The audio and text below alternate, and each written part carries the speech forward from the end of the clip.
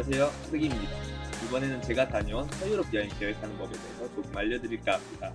유럽 여행의 계획이 아직 덜 잡히시거나 서유럽, 동유럽, 북유럽 중 어느 곳을 갈지 고르지 못하셨다면 이전 영상을 먼저 보고 와주세요.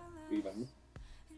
서유럽 여행은 다른 동유럽과 유럽 여행보다 경제적으로, 문화적으로 발달한 나라들이 많습니다. 2020년 세계 GDP 순위를 보시면 독일, 영국, 프랑스, 이탈리아 순으로 서유럽 4나라가 10위 안에 랭크되어 있을 만큼 강한 경제력을 자랑하고 있어요. 우리나라 대한민국도 10위 안에 랭크되어 있네요. 대한민국 화이팅! 본론으로 돌아와 그만큼 서유럽은 다른 유럽과 비교해봤을 때 조금 더 물가가 비싸다는 점도 알고 가시면 좋을 것 같습니다. 서유럽의 국가들을 나열해보자면 영국, 아일랜드, 프랑스, 벨기에, 네덜란드, 독일, 룩셈부르크, 스위스, 오스트리아, 이탈리아가 있습니다. 정말 많죠? 스페인도 남쪽에 위치해 있긴 하지만 서유럽으로 분류해 줄 수 있을 것 같아요. 그 중에서도 제가 생각하는 서유럽 핵심 4개국은 앞전에 설명해 드렸던 GDP 순위 10위 안에 있는 영국, 프랑스, 독일, 이탈리아라고 생각합니다. 위 4개국의 특징과 랜드마크를 잠시 소개해 드릴게요. 영국의 특징은 영국은 신사의 나라 그리고 해가 지지 않는 나라로 알려져 있죠. 실제 런던을 돌아다니다 보면 정말 많은 분들이 신사처럼 드레스업하고 다닙니다.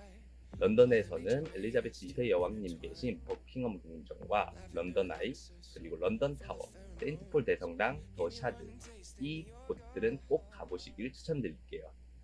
영국 하면 특유의 영어 발음도 매력적이고요. 무어터, 이 사람입니다. 해리포터와 셜록 홈즈의 본 고장이기도 합니다.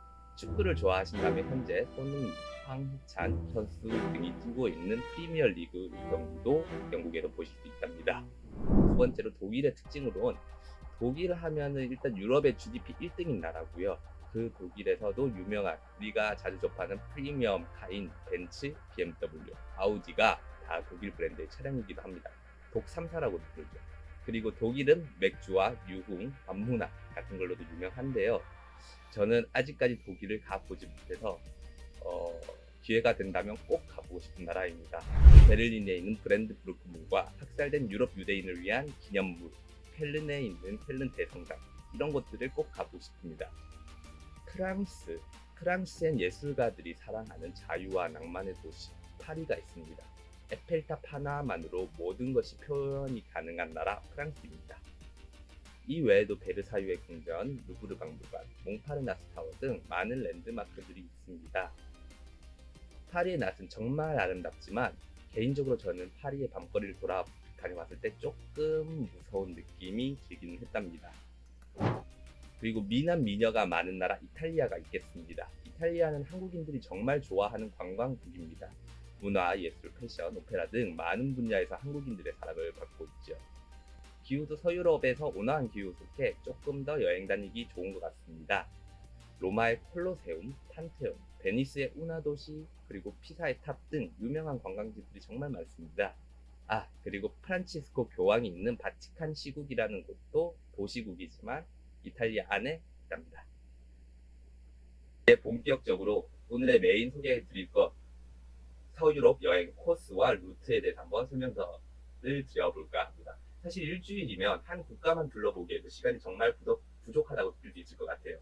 실질적으로 비행시간과 국가 간의 이동시간을 고려하면은 한 2일 정도가 없어진다고 생각해도 무방할 것 같습니다.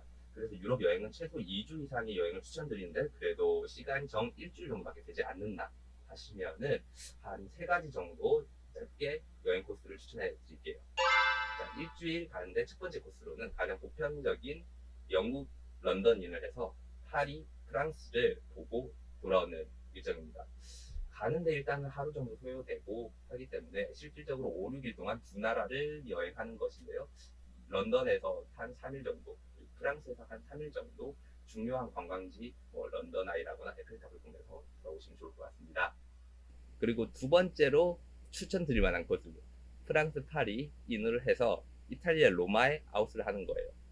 이탈리아와 그리고 파리에는 거리가 조금 있기는 합니다. 있기는 하지만 그래도 영국을 혹시 가 보셨다거나 아니면 나는 파리 에펠탑도 구경해보고 싶고 로마의 콜로세움 이런 곳들을 관광하고 싶다 정말 그런 사람들에게 추천드릴 만한 경우인 것 같아요.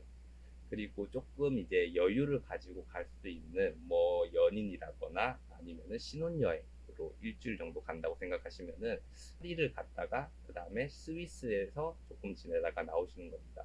스위스는 진짜 많은 사람들이 가보셨지는 않겠지만 그러니까 이걸 보고 있겠죠. 여튼 마지막으로 신혼여행 코스랑 이렇게 설명해 드렸던 게, 당연히 프랑스 파리는 솔직히 낭만이 있어요. 파리에는 에펠탑에 낭만이 있고, 그리고 스위스에는 정말 아름다운 자연 경관과 그리고 이 경치를 보면은 뭐 밤에 무슨, 오케이, 여기까지. 인터라켄을 보고 취리히까지 본 다음에 다시 우리나라로 돌아오는 겁니다. 프랑스의 에펠탑과 인터라켄 융프라우는 정말 정말 아름답습니다. 이제 두 번째 2주일 기준의 여행, 서유럽 여행 루트를 한번 설명드릴게요. 일주일만으로는 유럽 여행을 하기에는 조금 많이 아쉬운 감이 있을 수 있겠습니다. 어차피 비행 시간도 오래 걸리고, 그리고 티켓 값도 좀 비싼데 한 번 갈 때 최소 2주 정도의 시간을 주는 게 저는 제일 이상적이라고 생각합니다.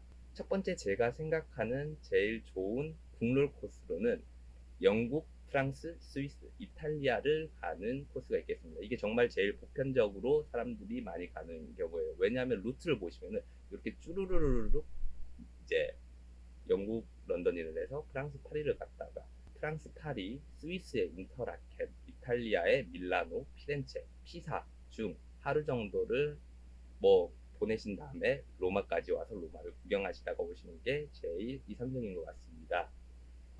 4개국을 도는 만큼 조금은 빠듯한 일정이 될 수는 있을 것 같지만 체력이 된다면 제일 추천할 만한 일정입니다. 두 번째 이제 2주일 추천 코스로는 조금 더 여유롭게 여행할 수 있는 코스인데요. 프랑스 파리인을 해서 스위스 인터라켄을 구경 후 이탈리아 로마에서 우리나라로 돌아오는 일정입니다.